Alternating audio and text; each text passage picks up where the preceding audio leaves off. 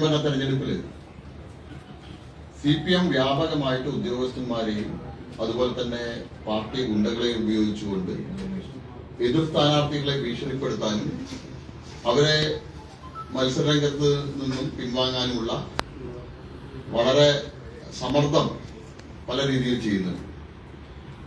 എലപ്പുള്ളി പഞ്ചായത്തില് BJP-യുടെ സ്ഥാനാർത്ഥി 21-ാം വാർഡ് സ്ഥാനാർത്ഥി സിവിത അവരെ CPM-ന്റെ പ്രാദേശിക നേതാവ് ഫോണിലൂടെ അതുപോലെ തന്നെ നേരിട്ട് വീട്ടിലെത്തി നേരിട്ട് എല്ലാം ഭീഷണിപ്പെടുത്തി.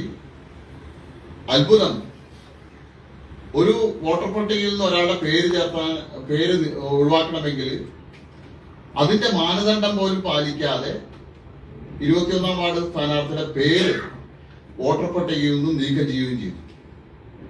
ഏറ്റവും അവസാനം വോട്ടർ പട്ടികയിൽ പേര് ചേർത്താനും ഒഴിവാക്കാനുമുള്ള അവസരം ഉപയോഗിച്ചുകൊണ്ട് ഈ സിവിതയുടെ പേരൊഴിവാക്കാനായിട്ട് പ്രാദേശികമായിട്ടുള്ള CPM നേതാവ് അപേക്ഷ കൊടുത്തു. ഹിയറിംഗ് നോട്ടീസ് പോലും അവർക്ക് സെർവ് ചെയ്യാതെ ഒരു CPM അനുഭാവിയുടെ വീട്ടില് ഹിയറിംഗ് നോട്ടീസ് കൊടുത്ത് ഹിയറിംഗ് നടത്തിയതായി കാണിച്ച് അവരുടെ പേര് ഒഴിവാക്കി. ബഹുമാനപ്പെട്ട ജില്ലാ കളക്ടർക്ക് ഭാരതീയ ജനതാ പാർട്ടിയുടെ മണ്ഡലം കമ്മിറ്റിയും അതുപോലെ തന്നെ ഈ സിവിതയും കൊടുത്ത അപ്പീലിന്റെ പുറത്ത് സിവിതയുടെ പേര് ഉൾപ്പെടുത്താനായിട്ട് കളക്ടർ എലപ്പുള്ളി പഞ്ചായത്ത് സെക്രട്ടറിക്ക് ഓർഡർ കൊടുത്തിരിക്കുക. ഇങ്ങനെ വ്യാപകമായിട്ട് എതിർ രാഷ്ട്രീയ പാർട്ടികളുടെ സ്ഥാനാർത്ഥികളെ ഭീഷണിപ്പെടുത്തുക, അവര് നോമിനേഷൻ കൊടുക്കാതിരിക്കാനായിട്ട് അവരുടെ നാമനിർദ്ദേശത്തെ പിന്താങ്ങുന്ന ആളുകളെ ഭീഷണിപ്പെടുത്തുക, വോട്ടർ പട്ടികയിൽ നിന്ന് പേര് വ്യാപകമായിട്ട് ഒഴിവാക്കുക, ഈ കാര്യങ്ങള് വ്യാപകമായിട്ട് പാലക്കാട് ജില്ലയിൽ നടക്കുന്നുണ്ട്. അതോടൊപ്പം തന്നെ ഞങ്ങൾക്ക് പറയാനുള്ളത്, പാലക്കാട് നഗരസഭയെ സംബന്ധിച്ച് നഗരസഭയിലെ BJP-യുടെ സ്ഥാനാർത്ഥികളെ സംബന്ധിച്ചൊക്കെ വ്യാപകമായിട്ട് ദുഷ്പ്രചരണങ്ങൾ നടക്കുന്നുണ്ട്. ഭാരതീയ ജനതാ പാർട്ടി പാലക്കാട് നഗരസഭയിൽ ഒറ്റക്കെട്ടായി ഒരു മനസ്സോടുകൂടി ഏറ്റവും മികച്ച സ്ഥാനാർത്ഥികളെ പ്രഖ്യാപിച്ചത് നിങ്ങളെല്ലാം കണ്ടതാണ്. 45 സ്ഥാനാർത്ഥികളെ ഒറ്റയടിക്ക് ഞങ്ങൾ യാതൊരു വിധത്തിലുള്ള തർക്കങ്ങളുമില്ലാതെ ഐക്യകണ്ഠേന പ്രഖ്യാപിച്ചു. ഏറ്റവും മികച്ച സ്ഥാനാർത്ഥികളാണ്. ഭാരതീയ ജനതാ പാർട്ടിയെ സംബന്ധിച്ചോളം ഒരു തലമുറ മാറ്റം, യുവരക്തങ്ങൾക്ക് പ്രാതിനിധ്യം കൊടുത്തുകൊണ്ടുള്ള, സമൂഹത്തിലെ എല്ലാ വിഭാഗം ആളുകളെയും ഉൾപ്പെടുത്തിക്കൊണ്ടുള്ള, പാലക്കാടിന്റെ ഒരു പരിച്ഛേദം തന്നെ പറയാം, നഗരത്തിലെ പരിച്ഛേദം തന്നെ പറയാം, എല്ലാ വിഭാഗത്തിലുള്ള ആളുകളെ ഉൾപ്പെടുത്തിക്കൊണ്ടുള്ള സ്ഥാനാർത്ഥികളാണ് പ്രഖ്യാപിച്ചത്. മറ്റ് 2 രാഷ്ട്രീയ പാർട്ടികളെ സംബന്ധിച്ചോളം പല ഭാഗത്തും അവർക്ക് സ്ഥാനാർത്ഥികളെ കിട്ടാത്ത സ്ഥിതിയാണ്. കോൺഗ്രസിനെ സംബന്ധിച്ചോളം പാലക്കാടിന്റെ ചരിത്രത്തിൽ ഒരു രാഷ്ട്രീയ പാർട്ടിക്ക് ഇത്രയേറെ ദുർഗതി നേരിട്ടില്ല. 3-4 ഘട്ടങ്ങളായിട്ടാണ്. ഇനിയും സ്ഥാനാർത്ഥി പ്രഖ്യാപനം പൂർത്തിയായിട്ടില്ല. കോൺഗ്രസിനുള്ളിൽ വലിയ കലഹമാണ്. കോൺഗ്രസിന്റെ മുൻ കൗൺസിലർ, പാർട്ടിയുടെ ജില്ലാ നേതാവ് അടക്കമുള്ള ആളുകൾ, 50ഓളം പ്രവർത്തകരും പാലക്കാട് നഗരത്തില് രാജിവെച്ചിട്ടും അതിനെ സംബന്ധിച്ചിട്ടുള്ള യാതൊരു വാർത്തയും മാധ്യമങ്ങൾ കൊടുക്കുന്നില്ല. പക്ഷെ ഇല്ലാത്ത ദുഷ്പ്രചരണങ്ങൾ ഭാരതീയ ജനതാ പാർട്ടിക്കെതിരായിട്ട് കഴിഞ്ഞ കുറച്ചു ദിവസങ്ങളിലായിട്ട് മാധ്യമങ്ങളിൽ വരുന്നുണ്ട്. പാലക്കാട് നഗരസഭയുടെ മുൻ vice chairman Shri advocate E. കൃഷ്ണദാസിനെതിരായിട്ട് വ്യാപകമായിട്ട് ഒപ്പുശേഖരണം നടത്തുന്നു. അതില് പക്ഷത്തിന്റെ പേര് പറയുക. ഞങ്ങൾ നേരത്തെ വ്യക്തമാക്കി, ഭാരതീയ ജനതാ പാർട്ടിയിൽ ശ്രീ JP നദ്ദ നേതൃത്വം നൽകുന്ന ഒരു പക്ഷവും മാത്രമേ ഉള്ളൂ. കേരളത്തിൽ ശ്രീ രാജീവ് ചന്ദ്രശേഖരന്റെ നേതൃത്വത്തിലും പാലക്കാട് ജില്ലയിൽ ശ്രീ പ്രശാന്ത് ശിവന്റെ നേതൃത്വത്തിലുമാണ് ഭാരതീയ ജനതാ പാർട്ടിക്കുള്ളത്. ഇല്ലാത്ത ദുഷ്പ്രചരണങ്ങൾ അവസാനിപ്പിക്കണമെന്ന് അഭ്യർത്ഥിക്കാനാണ് ഞങ്ങൾ ഇത് വിളിച്ചത്.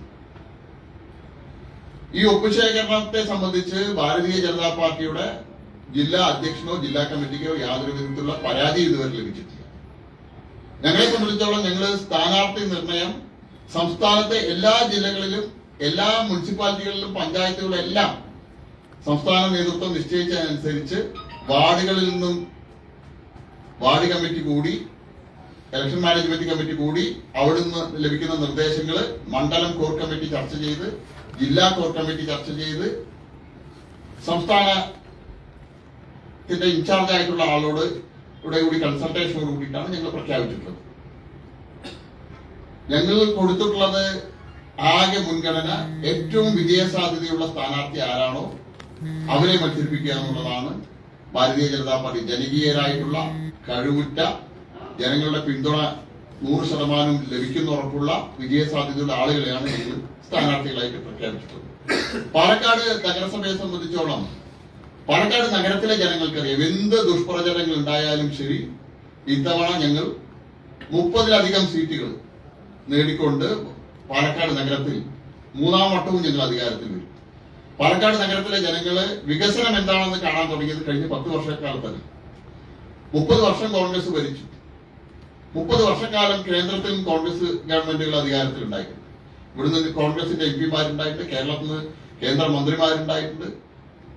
പക്ഷെ പാലക്കാട് നഗരത്തിന് ഇത്രയേറെ കേന്ദ്ര പദ്ധതികൾ ലഭിച്ച ഒരു കാലഘട്ടം ഉണ്ടായിട്ടില്ല. പതിറ്റാണ്ടുകളായിട്ടുള്ള പാലക്കാട് നഗരത്തിലെ കുടിവെള്ള പ്രശ്നത്തിന് ഞങ്ങൾക്ക് പരിഹാരം ഉണ്ടാക്കാൻ കഴിയും. പാലക്കാട് നഗരത്തിലെ ഫുട്പാത്തുകള് അമൃത് പദ്ധതിയിൽ ഉൾപ്പെടുത്തിക്കൊണ്ട് ഞങ്ങൾ നവീകരിച്ചു. പാലക്കാട് നഗരത്തിൽ തകർന്നു കിടക്കുന്ന മുനിസിപ്പാലിറ്റിയുടെ കെട്ടിടങ്ങൾ പുനർനിർമ്മിക്കാൻ ഞങ്ങൾക്ക് സാധിച്ചു. അങ്ങനെ പാലക്കാട് നഗരത്തിലെ സമസ്ത മേഖലയിലും വികസനം എത്തിച്ച ഒരു ഭരണകാലഘട്ടമായിരുന്നു കഴിഞ്ഞ 10 വർഷക്കാലം.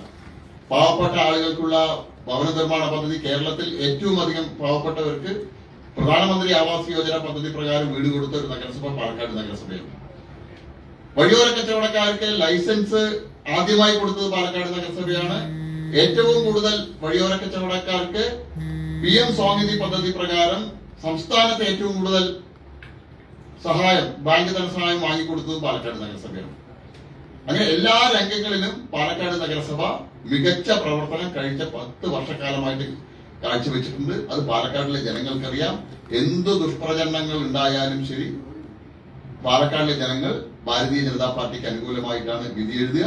ഞങ്ങളുടെ ഉള്ളിൽ യാതൊരു വിധത്തിലുള്ള തർക്കങ്ങളുമില്ല. ഞങ്ങള് ഐക്യകണ്ഠേനയാണ് ഞങ്ങളുടെ സ്ഥാനാർത്ഥി നിർണയം പൂർത്തീകരിച്ചത്.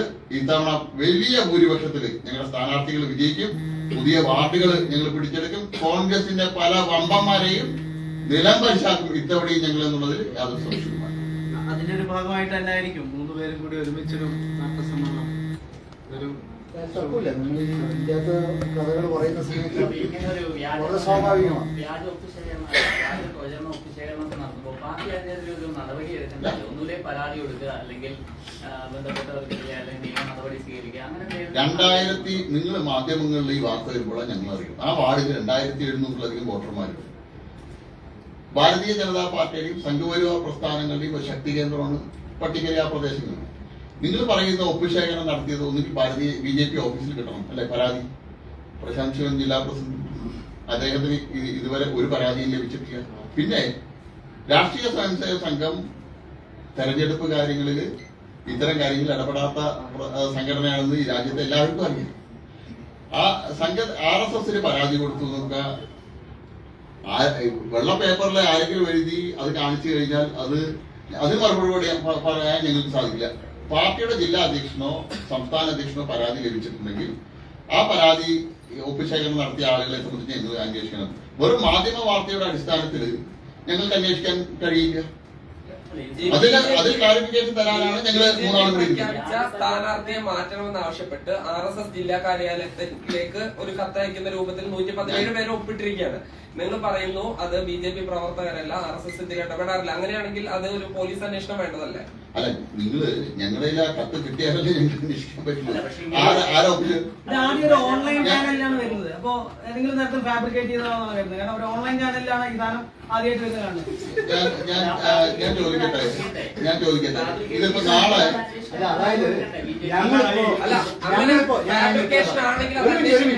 ഞങ്ങളിപ്പോ എല്ലാവരും തെരഞ്ഞെടുപ്പ് നേരിടാനുള്ള ഒരു ഓട്ടത്തിലാണ്.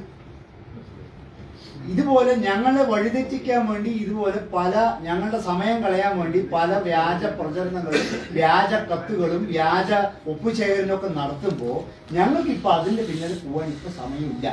തെരഞ്ഞെടുപ്പൊക്കെ കഴിഞ്ഞിട്ട് നിങ്ങളൊക്കെ വളരെ സമാധാനത്തിൽ ഇരിക്കുന്ന സമയത്ത് നമുക്ക് പരാതിയൊക്കെ കൊടുത്തിട്ട് ഡയറക്റ്റ് ഒപ്പിട്ട് എന്നൊക്കെ നമുക്ക് അന്വേഷിക്കാം.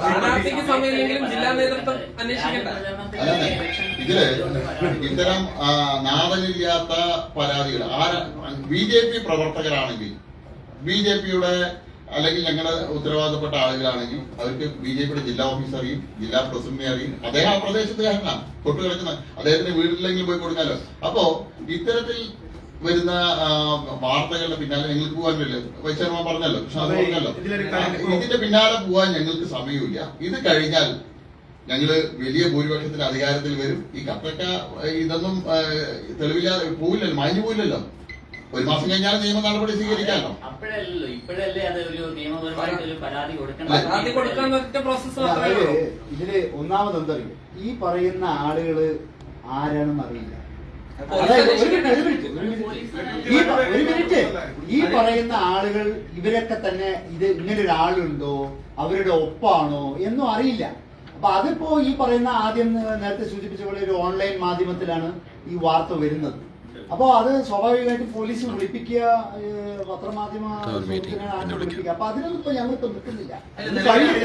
തെരഞ്ഞെടുപ്പ് കഴിയട്ടെ. പട്ടിക്കര എന്ന് പറയുന്നത് പാർട്ടിയുടെയും സംഘപരിവാറിന്റെയും ശ്രദ്ധാകേന്ദ്രമായിട്ടുള്ള സ്ഥലമാണ്. അവിടെ 117 പേരാണ് ഈ കത്തിൽ ഒപ്പിട്ടത്. സ്വാഭാവികമായിട്ടും ജില്ലാധ്യക്ഷന് അതൊരു അന്വേഷണം പ്രഖ്യാപിക്കാം. അന്വേഷണത്തിൽ ഓൺലൈൻ മാധ്യമത്തോട് ചോദിക്കാം. ഇനി നിയമപരമായിട്ട് മുന്നോട്ട് പോകണേ അങ്ങനെ മുന്നോട്ട് പോകാം. അതിൽ ഒരുപാട് അവസരങ്ങളില്ല. അതിന് തെരഞ്ഞെടുപ്പ് കഴിഞ്ഞവരെ കാത്തിരിക്കേണ്ട അവസ്ഥയുണ്ട്. മറുപടി പറയട്ടെ. ഇപ്പൊ ഞങ്ങളുടെ മുന്നിൽ വരാനിരിക്കുന്നത് 2025 തദ്ദേശ സ്ഥാപനങ്ങളിലേക്കുള്ള തെരഞ്ഞെടുപ്പാണ്. ഞങ്ങൾ ശ്രദ്ധ കേന്ദ്രീകരിച്ചിരിക്കുന്നത് വാർഡുകളിലെ വിജയത്തിനാണ്. ഇവിടെ നേരത്തെ സംസാരിച്ച രണ്ടുപേരും വളരെ കൃത്യമായി പറഞ്ഞു കഴിഞ്ഞു. പാർട്ടി ശ്രദ്ധിക്കുന്നത് വാർഡുകൾ വിജയിക്കാനാണ്. ഇവിടെ പരാതികൾ എടുക്കാനോ പരാതികളുടെ പുറകിൽ പോകാനോ അല്ല. ഇവിടെ വാർഡുകൾ വിജയിക്കുന്നതിന് എന്തൊക്കെ സമവാക്യങ്ങളാണ് ശരിയാക്കേണ്ടത്, ആ സമവാക്യങ്ങൾ ശരിയാക്കി ശക്തമായ രീതിയിൽ പാർട്ടി മുന്നോട്ട് പോകുന്നുണ്ട്. 2, നിങ്ങൾ ഇത്രയും ചോദ്യങ്ങൾ ചോദിക്കുന്നുണ്ടെങ്കിൽ സത്യത്തിൽ ഈ ചോദ്യങ്ങൾ ചോദിക്കേണ്ടത് സത്യത്തിൽ ഇവിടെയല്ല. കോൺഗ്രസ് ഓഫീസിൽ 51 പേര് രാജിവെച്ച് പരസ്യമായി പുറത്തു പോയിട്ടുണ്ട്. അവിടെ ഒരു മിനിറ്റ് അവിടെ അതിനുള്ള മറുപടി കോൺഗ്രസ്സുകാർ പറയണം. ഇവിടെ ഏതൊക്കെ മാധ്യമങ്ങളിലെ ഈ 51 പേര് പുറത്തുപോയി എന്ന് പറയുന്ന വാർത്ത കൊടുക്കുന്ന അളവും ഇവിടെ ആളില്ലാത്ത മുഖമില്ലാത്ത ഒപ്പ് കൊടുക്കുന്ന വാർത്തയുടെ അളവും രണ്ടും തമ്മിൽ താരതമ്യം ചെയ്ത് നോക്കിക്കഴിഞ്ഞാൽ നിങ്ങൾക്ക് മനസ്സിലാക്കാൻ സാധിക്കും. ഇവിടെയുള്ള ജനങ്ങൾക്ക് വളരെ കൃത്യമായി മനസ്സിലാക്കാൻ സാധിക്കും ആരൊക്കെ എന്തൊക്കെ അജണ്ട വെച്ചുകൊണ്ടാണ് വാർത്തകൾ കൊടുക്കുന്നത് എന്നുള്ളത്. ഇവിടെ 51 പേര് ഒരു വാർഡ് കമ്മിറ്റിയിൽ കോൺഗ്രസിന്റെ ജില്ലാ നേതാവ് ഉൾപ്പെടെ മുൻ നഗരസഭാ കൗൺസിലർ ഉൾപ്പെടെ രാജിവെച്ച് പോയിരിക്കുന്നു. അത് എത്രത്തോളം ഇവിടെ പൊതുസമൂഹത്തിൽ വാർത്തയാക്കുവാനായിട്ട് മാധ്യമങ്ങൾ അതിനുവേണ്ട മുൻകൈ എടുത്തിട്ടുണ്ട്. ഇവിടെ ഒരു 117 പേര് ഒപ്പിട്ടു എന്ന് പറയുന്നു. അങ്ങനെ 117 പേര് ആരാണ് ഈ 117 പേര്? അപ്പൊ ഇതിനകത്ത് ഇതിന്റെ പുറകിലൊന്നും 51 പേർ രാജിവെച്ചതിന്റെ പുറകിൽ പോകാനും BJP ഇപ്പൊ തയ്യാറല്ല. ഇത്തരത്തിലുള്ള ആരോപണങ്ങൾക്ക് പോകാനും BJP തയ്യാറല്ല. BJPയുടെ സ്റ്റാൻഡ് വളരെ കൃത്യമാണ്. വാർഡുകൾ വിജയിക്കുക, ശക്തമായ പ്രവർത്തനങ്ങൾ നടത്തുക, വിജയിച്ച ജനങ്ങളെ സേവിക്കുക, അത് മാത്രമാണ് പാർട്ടിയുടെ മുന്നിൽ ഇപ്പോൾ ഉള്ളവർ. അല്ല, BJP ഈ തെരഞ്ഞെടുപ്പ് കഴിയുന്ന സമയത്ത് നിലവിലുള്ള 28 വാർഡും ശക്തമായ ഭൂരിപക്ഷത്തോടുകൂടി BJP നിലനിർത്തും. അതോടൊപ്പം ഇവിടെ നിലവിലുള്ള BJP ഇതര കൗൺസിലർമാർ വിജയിച്ചിട്ടുള്ള പല വാർഡുകളും BJP ആ വാർഡുകളിലും വികസനത്തിന്റെ സന്ദേശം എത്തിക്കുന്ന രീതിയിൽ BJP വിജയിച്ചു വരും. നിങ്ങളുടെ ശക്തി കേന്ദ്രമാണ് പട്ടിക്കര എന്ന് പൊതുവെ നിങ്ങൾ പറയാറുണ്ട്. അങ്ങനെയുള്ള ഒരു സ്ഥലത്ത് കയറിയിട്ട് ഇങ്ങനെ 117 പേരുടെ ഒപ്പ് വാങ്ങിയിട്ടുണ്ടെങ്കിൽ അത് അറിയണമെന്ന് നിങ്ങൾക്ക് ആഗ്രഹമില്ലേ? ഇവിടെ വാർഡ് വിജയിക്കണം എന്നാണോ നമ്മൾ ആഗ്രഹിക്കേണ്ടത്, അതോ പരാതി കൊടുക്കണം എന്നാണ് ആഗ്രഹിക്കേണ്ടത്? വാർഡ് പാർട്ടി എന്നുള്ള രീതിയിൽ വളരെ കൃത്യമായി ഈ കാര്യങ്ങളെല്ലാം പഠിച്ചു തന്നെയാണ് മുന്നോട്ട് പോകുന്നത്. ഇപ്പോഴത്തെ പാർട്ടിയുടെ ശ്രദ്ധ വാർഡുകൾ വിജയിക്കുന്നതിലാണ്, സ്ഥാനാർത്ഥിയുടെ പര്യടനത്തിലാണ്, വീട് കയറുന്നതിന്റെ പുറകിലാണ്. ശക്തമായ പ്രവർത്തനം നടത്തി വാർഡിലെ പ്രവർത്തനങ്ങൾ ഏകോപിപ്പിച്ച് മുന്നോട്ട് കൊണ്ടുപോകാനാണ് പാർട്ടി ശ്രദ്ധിച്ചുകൊണ്ടിരിക്കുന്നത്. ഈ 117 പേരെന്ന് പറഞ്ഞാൽ ചെറിയൊരു നമ്പറല്ല. 117 പേരെന്ന് പറഞ്ഞാൽ ഒരു ചെറിയ നമ്പറല്ല. BJPയുടെ മുൻ വൈസ് ചെയർമാനും നിലവിലുള്ള വൈസ് ചെയർമാനും സംസ്ഥാന ട്രഷറുമായിട്ടുള്ള ഒരാള് പാർട്ടി മത്സരിപ്പിക്കാൻ ഉദ്ദേശിച്ചിട്ടുണ്ടെങ്കിൽ ആ വാർഡില് 100% പാർട്ടിക്ക് സാധ്യതയുള്ള വാർഡാണ്. അദ്ദേഹം ആ വാർഡിന്റെ ചരിത്രം നിങ്ങൾ പരിശോധിച്ച് നോക്കിയുള്ളൂ. ആ വാർഡിലെ വോട്ടർമാരെ പരിശോധിച്ചു, വോട്ടർ ലിസ്റ്റ് നിങ്ങൾ പരിശോധിച്ച് നോക്കി. മറ്റുള്ള പാർട്ടിക്കാർ ആ വാർഡിൽ ഉണ്ടാവും. മറ്റുള്ള പാർട്ടിക്കാര്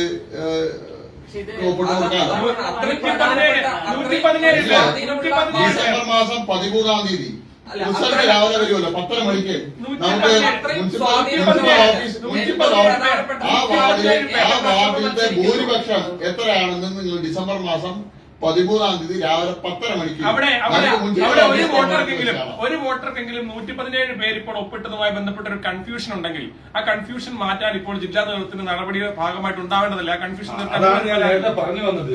അവിടെ വാർഡിനകത്ത് ഈ കൺഫ്യൂഷൻ പത്രക്കാരുടെ മുന്നിലോ അല്ലെങ്കിൽ ജനങ്ങൾക്ക് മുന്നിലോ പ്രതികരണം നടത്തിയിട്ടല്ല ഇത് ചെയ്യേണ്ടത്. അവിടെ എന്തൊക്കെ കാര്യങ്ങൾ ആർക്കൊക്കെ എന്തൊക്കെ പറയാനുണ്ട് എന്നുള്ളത് അദ്ദേഹം വിശദമായി തന്നെ എല്ലാ വീടും കയറുന്നുണ്ട്, എല്ലാവരുടെ ചോദ്യങ്ങൾക്കും മറുപടി പറയുന്നുണ്ട്. സ്ഥാനാർത്ഥി എവിടെയും പോയിട്ടില്ല. ഇന്നും സാർ പ്രചരണത്തിന് ഇറങ്ങില്ലല്ലോ. ഇന്ന് കാലത്തും ഇന്ന് ഉച്ചയ്ക്ക് ഈ പത്രസമ്മേളനത്തിന് വരുന്നതിന് തൊട്ടു മുന്നെയും അദ്ദേഹം വീട് കയറിയിട്ടാണ് വന്നിരിക്കുന്നത്. ഇന്ന് വൈകുന്നേരവും വാർഡിലോട്ടാണ് പോകുന്നത്.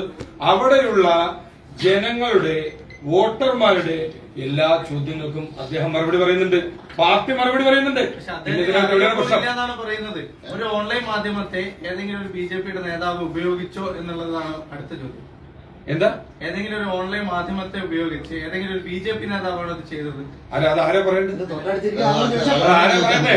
ആ മാധ്യമങ്ങൾ അതേ പറയണ്ടേ? അങ്ങനെ ഒരു അന്വേഷണം ഞാൻ രാവിലെ തന്നെ ഞാൻ സൂചിപ്പിച്ചത് നിങ്ങളുടെ എല്ലാവരുടെയും ആകാംക്ഷയും നിങ്ങളുടെ എല്ലാവരുടെയും കരുതലും സ്നേഹവും ഒക്കെ കാണുന്ന സമയത്ത് സത്യത്തിൽ ഭാരതീയ ജനതാ പാർട്ടിയിലെ നേതാക്കന്മാരായ ഞങ്ങൾക്ക് സത്യത്തിൽ വലിയ അഭിമാനമുണ്ട്. പാലക്കാട്ടിലെ പത്രമാധ്യമ സുഹൃത്തുക്കൾ ഞങ്ങളോട് വലിയ കരുതലാണ് എന്ന് മനസ്സിലാക്കിയിട്ടുണ്ട്. പിന്നെ ചില സംശയങ്ങൾ ഒരു മിനിറ്റ് ജയരാജ് ഞാൻ പൂർത്തീകരിച്ചു. പിന്നെ നിങ്ങളുടെ സംശയങ്ങൾ നിങ്ങളുടെ തൊട്ടടുത്തിരിക്കുന്ന ആ ഓൺലൈൻ മാധ്യമ സുഹൃത്തിനോട് തന്നെ നിങ്ങൾ ചോദിച്ച് സത്യാവസ്ഥ എന്താണെന്ന് മനസ്സിലാക്കിയാൽ മതി. ഇതിപ്പോ ഒരു കൺഫ്യൂഷനും ഇല്ലെന്ന് പറയുമ്പോ ഈ നിലവിലെ ചെയർപേഴ്സൺ ആയിരുന്ന പ്രമീള ശശിധരൻ തുറന്നു പറയുകയാണ്, ഏകപക്ഷീയമായ സ്ഥാനാർത്ഥി പട്ടികയാണത്, കൃഷ്ണകുമാർ പക്ഷത്തിന് അനുകൂലമായ ഒരു സ്ഥാനാർത്ഥി പട്ടികയാണ് പ്രഖ്യാപിച്ചത്, അതിൽ അതൃപ്തി ഉണ്ടെന്ന് പരസ്യമായി പറയുകയാണ്. ജില്ലയിലെ പ്രധാനപ്പെട്ട ഒരു നേതാവാണ്, നിലവിലെ ചെയർപേഴ്സൺ ആണ്. അത് ചെറിയ സാഹചര്യമായിട്ട് കാണുന്നുണ്ടോ? അല്ല, ഞാൻ നേരത്തെ പറഞ്ഞല്ലോ, സ്ഥാനാർത്ഥി നിർണ്ണയത്തെ സംബന്ധിച്ച് വാർഡുകളിൽ നിന്ന് പേര് ശേഖരിക്കുന്നു, മണ്ഡലം കോർ കമ്മിറ്റിയിൽ ചർച്ച ചെയ്യുന്നു, ജില്ലയിൽ ചർച്ച ചെയ്യുന്നു. ഞങ്ങൾ മൂന്നാളും ജില്ലാ കോർ കമ്മിറ്റിയിലൊക്കെ ഉള്ള ആളുകളാണ്. അപ്പൊ ഞങ്ങൾ എത്ര സ്മൂത്ത് ആയിട്ടാണ് ഞങ്ങളുടെ സ്ഥാനാർത്ഥി തന്നെ ഞങ്ങൾ മണിക്കൂറുകൾക്കുള്ളിലാണ് പൂർത്തീകരിച്ചത്. കോൺഗ്രസോ എത്ര ദിവസമായി കോർ കമ്മിറ്റിയും രാത്രി ഉറക്കമൊഴിച്ചിരുന്നിട്ട് കോർ കമ്മിറ്റി കൂടിയിട്ട് ഇനിയും പരിഹരിക്കാൻ കഴിഞ്ഞിട്ടില്ല. അപ്പോ അതാണ് പ്രാധാന്യം കൊടുക്കേണ്ടത്. ഈ പാലക്കാട് നഗരസഭ വർഷങ്ങളോളം ഭരിച്ച ഒരു പാർട്ടിക്ക് ഇപ്പോഴും സ്ഥാനാർത്ഥി നിർണ്ണയം പൂർത്തീകരിക്കാൻ പറ്റില്ല. ഞങ്ങൾ വളരെ സ്മൂത്ത് ആയിട്ട് പൂർത്തീകരിച്ച് ഞങ്ങളുടെ സ്ഥാനാർത്ഥികളെ ഫീൽഡിൽ ഇറങ്ങിയ സമയത്ത് അസൂയ ഉണ്ടാവും, കുഴപ്പമൊന്നുമില്ല.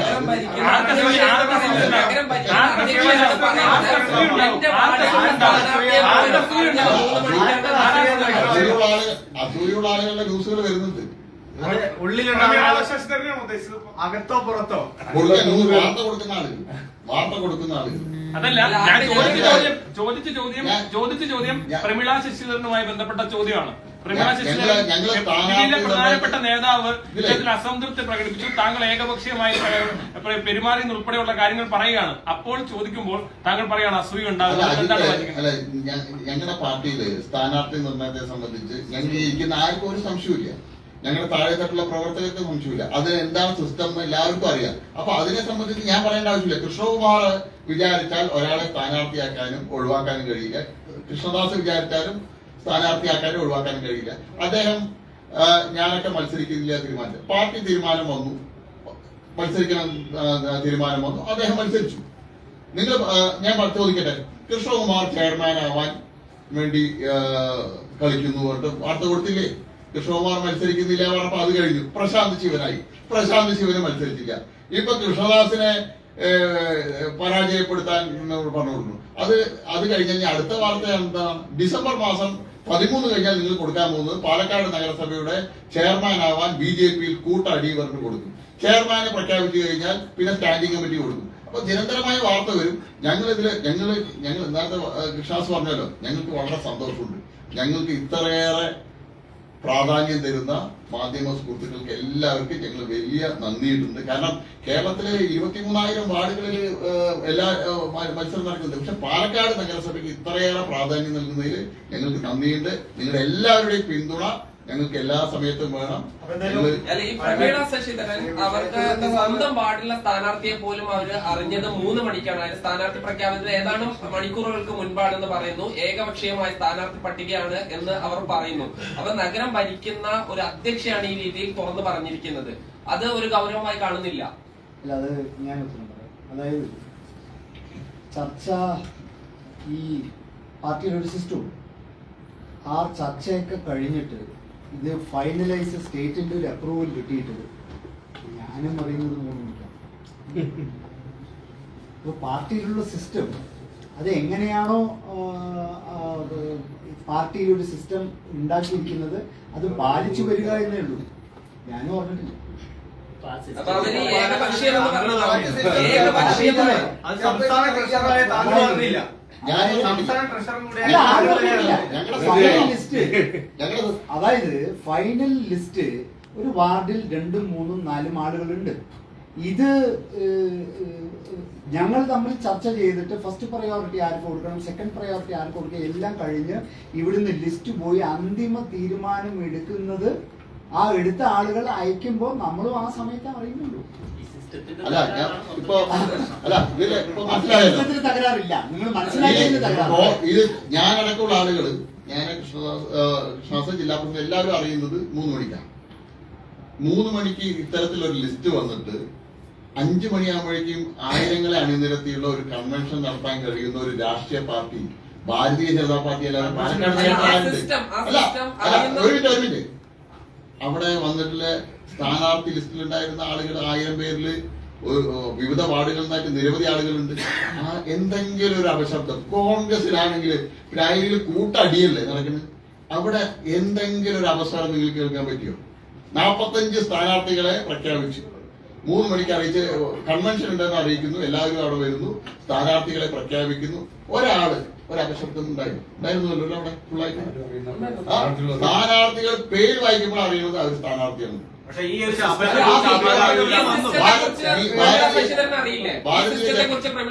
അവര് പറഞ്ഞല്ലോ നിങ്ങളോടൊക്കെ വളരെ വ്യക്തമായിട്ട് ഞാൻ ഇവിടെ ഉണ്ടായിരുന്നില്ല, ഞാൻ തറവാട് അമ്പലത്തിൽ പൂജയ്ക്കാണ്.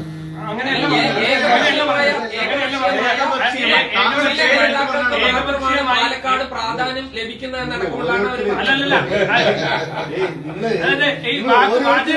കൃത്യം വാചകങ്ങൾ പറഞ്ഞാല് ഈ സ്ഥാനാർത്ഥി നിർണയവുമായി ബന്ധപ്പെട്ട കാര്യം എന്റെ സ്വന്തം വാർഡിനെ പോലും അറിഞ്ഞില്ല. 3 മണിക്കാണ് ആ കാര്യങ്ങൾ അറിയുന്നത്. അതിൽ മനോവിഷമം ഉണ്ടായത് കൊണ്ടാണ് കൺവെൻഷന് പങ്കെടുക്കാഞ്ഞതെന്നാണ് പ്രമീള ശശിധരൻ പറയുന്നത്. ഇപ്പോ കൃഷ്ണദാസ് വക്കീൽ പറഞ്ഞല്ലോ ഞങ്ങളുടെ എങ്ങനെയാണ് സ്ഥാനാർത്ഥി നിർണ്ണയം, എത്ര മണിക്കാണ് സ്ഥാനാർത്ഥി ലിസ്റ്റ് ഫൈനലൈസ് ചെയ്ത അതിന്റെ സിസ്റ്റം എന്താണെന്ന് പറഞ്ഞല്ലോ. അദ്ദേഹം 3 മണിക്ക് അറിയുന്നത്, ഞാൻ 3 മണിക്ക് അറിയുന്നത്, പ്രശാന്ത് ശിവൻ 3 മണിക്ക് അറിയുന്നത്. 3 മണിക്കാണ് ഞങ്ങൾ എല്ലാ ആളുകളെയും ഫോണിൽ വിളിച്ച് പറയുന്നത്. സ്ഥാനാർത്ഥി കൺവെൻഷൻ, തെരഞ്ഞെടുപ്പ് കൺവെൻഷനാണ് എല്ലാവരും അറിയുന്നത്. അവിടെ വന്ന ശേഷമാണ് ഞാൻ ആരെ സ്ഥാനാർത്ഥിയാണെന്ന് എല്ലാവരും അറിയുന്നത്. അതാണ് ഞങ്ങളുടെ സിസ്റ്റം. ആ പാർട്ടിയുടെ തീരുമാനം വന്നാൽ ആ തീരുമാനത്തോടൊപ്പം നിൽക്കുന്ന ആളുകളാണ് ഞങ്ങളുടെ പ്രവർത്തകരെന്നുള്ളത് നിങ്ങളെല്ലാവരും ബോധ്യമാണ്. എല്ലാവർക്കും അറിയാലോ. 25 വർഷമായിട്ട് സിസ്റ്റത്തെ പറ്റി അറിയാത്ത ഒരു ചെയർപേഴ്സൺ ആയിരുന്നു നമുക്കുണ്ടായിരുന്നു. പാർട്ടിയിൽ അവര് ചിഹ്നത്തിൽ 5 തവണ മത്സരിച്ച് ജയിച്ചാണ്. പക്ഷെ അദ്ദേഹക്കാളും തെരഞ്ഞെടുപ്പ് രാഷ്ട്രീയത്തിൽ പാരമ്പര്യമുള്ള ആളാണ്. ഞാൻ 2000 തൊട്ട് ഞാനും നോക്കിച്ചു. അല്ല അപ്പൊ ഞാൻ താങ്കൾ ഇവിടെ ഉണ്ടായിരുന്നില്ല, അതായത് ഈ സിസ്റ്റം അംഗീകരിക്കുന്നവരാണ് പ്രവർത്തകർ എന്ന് പറയുമ്പോൾ പ്രമീള ശശിധരൻ അതുകൊണ്ട് പറഞ്ഞു കൊടുക്കുക. എന്താ ഇതിനകത്ത് നമ്മള് വളരെ ക്ലിയർ ആയിട്ട് പാർട്ടിയുടെ കാൻഡിഡേറ്റിന്റെ എങ്ങനെയാണ് നിർണയം എന്നുള്ള പ്രൊസീജിയറിനെ കുറിച്ച് പറഞ്ഞു. ഇവിടെ ഈ വിഷയത്തില് ബോധപൂർവം ഇവിടെ ചർച്ചയിൽ നിന്ന് വിസ്മരിക്കപ്പെടുന്ന 1-2 കാര്യങ്ങളുണ്ട്. അതുകൂടെ സ്വാഭാവികമായിട്ട് ചർച്ച ചെയ്യപ്പെടേണ്ട കാര്യങ്ങളാണ്. ഒന്ന് ഞാൻ നേരത്തെ സൂചിപ്പിച്ചു, 51 പേര് രാജിവെച്ച വിഷയത്തെക്കുറിച്ച് ഇവിടുത്തെ മാധ്യമങ്ങൾ എത്രത്തോളം ആ വാർത്തയ്ക്ക് നൽകുന്ന ഗൗരവമുണ്ട്. ഇവിടെ ഒരു വിഷയത്തിന് BJPയെ കുറിച്ച് കൊടുക്കുന്ന വാർത്തയുടെ അത്രയും കരുതലും സ്നേഹവും എന്തുകൊണ്ട് അതിലോട്ട് കൊടുക്കുന്നില്ല. 2, പിരായിരി പോലുള്ള പഞ്ചായത്തിലെ സ്ഥാനാർത്ഥി നിർണയവുമായി ബന്ധപ്പെട്ടുണ്ടാവുന്ന കോൺഗ്രസ് പാർട്ടിക്കുള്ളിലെ കലഹം, കോൺഗ്രസ് പാർട്ടിയിൽ നിന്ന് പുറത്താക്കിയെന്ന് പറയുന്ന പാലക്കാടിന്റെ MLA അദ്ദേഹം ഇന്നലെ കണ്ണാടി പഞ്ചായത്ത് തന്നെയായിരുന്നില്ലേ, കണ്ണാടി പഞ്ചായത്തിലെ ഒരു കോൺഗ്രസ് പാർട്ടിയുടെ യോഗത്തിൽ തന്നെയാണ് അദ്ദേഹം പങ്കെടുക്കുന്നത്. അപ്പൊ ഇത്തരത്തിൽ നിരവധിയായ ആഭ്യന്തര പ്രശ്നങ്ങൾ കോൺഗ്രസിനകത്ത് നടന്നുകൊണ്ടിരിക്കുന്നുണ്ട്. അത് സ്വാഭാവികമായിട്ട് ചർച്ച ചെയ്യപ്പെടേണ്ടതല്ലേ എന്ന് നിങ്ങളൊന്ന് ചിന്തിച്ചു നോക്കുക. ആ വാർത്തകൾക്ക് കൊടുക്കുന്ന പ്രാധാന്യം എത്രത്തോളം നിങ്ങളുണ്ട് എന്നുള്ളതും ഒന്ന് ദയവ് ചെയ്ത് ഒന്ന് ചിന്തിക്കണമെന്ന് ഞാനൊന്ന് റിക്വസ്റ്റ് ചെയ്യണം. സംസ്ഥാന വൈസ് പ്രസിഡന്റിന്റെ പേരിൽ ഒരു ഗ്രൂപ്പ് ഉണ്ടെന്നും അവർ ഏകപക്ഷീയമായി സ്ഥാനാർത്ഥി നിർണയം നടത്തിയെന്നാണ് പറഞ്ഞത്. നിങ്ങൾക്കൊക്കെ എന്നോട് നല്ല സ്നേഹമുള്ളതുകൊണ്ട് ഞാൻ തെരഞ്ഞെടുപ്പിൽ മത്സരിക്കുന്നില്ല. അപ്പൊ എന്റെ പേര് നിറഞ്ഞു നിന്നോട്ട് കുറെ കാലമായിട്ടുള്ള ഈ ആദ്യത്തെ ചെയർപേഴ്സൺ ആയിരുന്ന ആള് കൈപ്പേറിയ അനുഭവം ഉണ്ടായെന്ന് പറഞ്ഞ് രാഷ്ട്രീയ പ്രവർത്തനം തന്നെ അവസാനിപ്പിക്കുന്ന ഒരു സാഹചര്യം ഉണ്ടായി. ഈ തെരഞ്ഞെടുപ്പ് കാലത്തെ പ്രവർത്തനങ്ങളൊന്നും പൂർണ്ണമായും മാറി നിൽക്കുന്ന സാഹചര്യമാണ് ഉണ്ടായത്. അവർ 2 ചെയർപേഴ്സൺമാരും പരസ്യമായി വിമർശനം ഉന്നയിക്കുന്ന സാഹചര്യമാണ് ഉണ്ടായിട്ടുള്ളത്. അല്ല, അതായത് രാഷ്ട്രീയം ഇന്ന് നമ്മുടെ രാജ്യത്ത് ഏത് വിധത്തിലാണെന്ന് ഞാൻ നിങ്ങൾക്ക് പറഞ്ഞു തരേണ്ട ആവശ്യമില്ല. സ്വാഭാവികമായിട്ടും അത് ഓരോ വ്യക്തികളെ ഓരോ സംഭവങ്ങൾ എങ്ങനെ എടുക്കുന്നു എന്നുള്ളതാണ്. അപ്പൊ സ്വാഭാവികമായിട്ടും ചിലർക്ക് ഈ പറയുന്ന രീതിയിൽ ചില സംഗതികൾ നടക്കുന്ന സമയത്ത് അവർക്ക് ഉൾക്കൊള്ളാൻ സാധിച്ചിട്ട് വരില്ല. രാഷ്ട്രീയത്തിൽ പല വിധത്തിലുള്ള അഭിപ്രായങ്ങൾ ഉണ്ടാവും, അഭിപ്രായ വ്യത്യാസങ്ങൾ ഉണ്ടാവും. ഭാരതീയ ജനതാ പാർട്ടിയെ സംബന്ധിച്ച് ഞങ്ങൾ എന്തൊക്കെ അഭിപ്രായ വ്യത്യാസം ഉണ്ടെങ്കിലും ഞങ്ങൾ ഒറ്റക്കെട്ടായിട്ട് തന്നെ മുന്നോട്ട് പോകുന്ന ഒരു പാർട്ടിയാണ്. നമ്മൾ പല അഭിപ്രായ വ്യത്യാസങ്ങളുണ്ട്. പക്ഷെ ആ അഭിപ്രായ വ്യത്യാസങ്ങൾ ഞങ്ങൾക്ക് ലഭിക്കുന്ന ഫോറത്തിൽ ഞങ്ങൾ പറയും. ആ ഫോറത്തിലല്ലാതെ മൂന്നാമതൊരു സ്ഥലത്തോ അല്ലെങ്കിൽ മറ്റെവിടെയെങ്കിലും പറയുന്ന ഒരു പ്രവണത ഞങ്ങളുടെ ഇടയിലില്ല. ഇതൊരു ജനാധിപത്യ പാർട്ടി ആയതുകൊണ്ട് തന്നെ സ്വാഭാവികമായിട്ടും മനുഷ്യന്മാരല്ലേ. നിങ്ങളിപ്പോ ഞാൻ അജിത്തിനോട് എനിക്ക് ഒറ്റ സംശയമുള്ളൂ, നിങ്ങളെല്ലാവരും ഒറ്റക്കെട്ടാണോ? അപ്പോ അല്ലല്ല, അതായത് നിങ്ങൾ ആകെ ഒരു 10 മീഡിയക്കാരുണ്ട്, 2 അസോസിയേഷൻ ഉണ്ടെന്ന് ഞാൻ മനസ്സിലാക്കുന്നത്. ഞങ്ങൾ ഇവിടെ ഭാരതീയ ജനതാ പാർട്ടി ഇല്ല. നിങ്ങള് എന്റെ പ്രിയ സുഹൃത്ത് ജോണിന് ഒരു അക്രഡിഷൻ കൊടുക്കണം. പ്രസ് ക്ലബിൽ ഒരു അംഗത്വം കൊടുക്കണം. കൃഷ്ണദാസേട്ടൻ പറഞ്ഞതിന്റെ ചുരുക്കമേ, ഈ ഒരു ഭാരതീയ ജനതാ പാർട്ടിയുടെ നിങ്ങളുടെ ആ ലൈൻ മനസ്സിലാക്കാൻ പറ്റാതെ പോയ ആളാണോ പ്രിയാജൻ? അല്ല, ഞാൻ പറഞ്ഞില്ലേ, അവർക്ക് അവരുടെ താല്പര്യം, അവര് വലിയൊരു ബിസിനസ് കുടുംബത്തിൽ നിന്ന് വരുന്ന ആളാണ്. അവര് പരമ്പരാഗതമായിട്ട് ബിസിനസ് ചെയ്യുന്ന ആളുകളാണ്. സ്വാഭാവികമായിട്ടും അവര് കൂടുതൽ ശ്രദ്ധ അവരുടെ പരമ്പരാഗതമായി അവർക്ക് കിട്ടിയിട്ടുള്ള ആ ബിസിനസ്സിൽ സമയം കൊടുക്കണം എന്ന് ആഗ്രഹിച്ച ഒരാളാണ്. ഞാൻ വ്യക്തിപരമായിട്ട് ഞാൻ നിങ്ങളോട് സംസാരിക്കുമ്പോൾ ഞാൻ നിങ്ങളോട് എല്ലാവരും പറയും, ഞാൻ തിരിച്ച് കോടതിയിൽ പോകണമെന്ന് ആഗ്രഹിച്ച ആളാണ്. ഞാൻ അത്രയും സ്നേഹിച്ചൊരു പ്രൊഫഷനാണ്. പക്ഷെ പാർട്ടി പറഞ്ഞു ഞാൻ മത്സരിക്കണമെന്ന്. എനിക്ക് വേറെ ഓപ്ഷൻ ഇല്ല, ഞാൻ മത്സരിക്കണം. പാർട്ടി ഒറ്റക്കെട്ടായിട്ട് എന്റെ പിന്നിലുണ്ട് എന്ന് എനിക്ക് 100% ഉറപ്പുണ്ട്. ഈ തെരഞ്ഞെടുപ്പിന്റെ പടിവാതിൽക്കൽ എത്തി നിൽക്കുമ്പോഴാണ് ഇത്തരമൊരു പരാമർശം പ്രവീണ ശശിധരൻ നടത്തിയത്. അത് വൈസ് പ്രസിഡന്റിനെതിരെയാണ് നടത്തിയത്. അതിൽ പാർട്ടി ഏതെങ്കിലും തരത്തിലുള്ള ഒരു അച്ചടക്ക നടപടിയിലേക്ക് പോവോ ജില്ലാ പ്രസിഡന്റിനോടാണ്?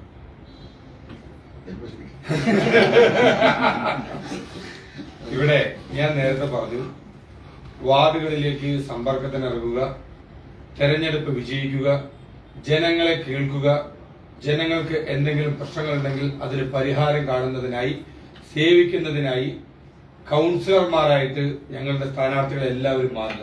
അതിലാണ് ഇപ്പോൾ പാർട്ടി ശ്രദ്ധ കേന്ദ്രീകരിച്ചിരുന്നത്. ആ പ്രവർത്തനവുമായി ശക്തമായി BJPയുടെ സ്ഥാനാർത്ഥികളും പ്രവർത്തകരും സംഘടനയും ഒറ്റക്കെട്ടായി മുന്നോട്ട് പോകും.